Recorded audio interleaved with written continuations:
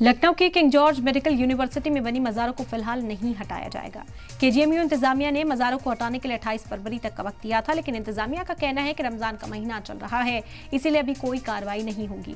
KGMU इंतजामिया ने पिछले महीने 23 जनवरी को कैंपस में बनी 5 मज़ारों पर नोटिस चस्पा किया था। नोटिस के मुताबिक मज़ार जमीन पर कब्जा करके बनाई गई, जबकि मकामी लोगों और मुस्लिम तंजीमों की जानिब से लगातार इस बात की मुखालफत की जा रही है। उनकी ये दलील है कि मज़ार काफ़ी कदीम है और उन मज़ारों की तारीख केजीएमयू से भी पहले की है, जबकि इंतजामिया ने एनक्रोचमेंट मानते हुए 15 दिन में मज़ारों को हटाने को कहा था। इंतजामिया ने 15 दिन बाद 9 फरवरी को मज़ारों पर दूसरा नोटिस चस्पा किया था और 15 दिन का और टाइम दिया था। नोटिस की मियाद 28 फरवरी को पूरी हो रही है, लेकिन रमजान की वजह से फिलहाल मज़ार नहीं हटाने का फैसला किया गया है।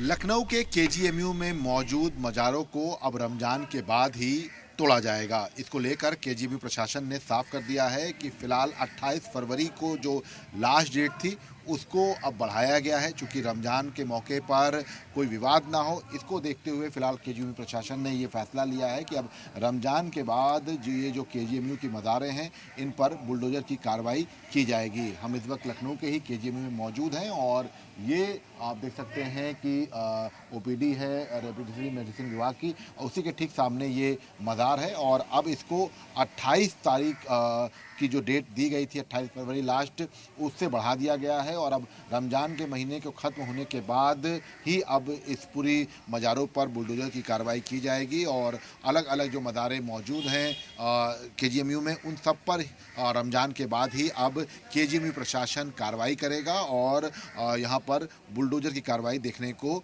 मिलेगी। कैमरामैन तमीर के साथ विशाल लोगंशी, जी मीडिया, लखनऊ।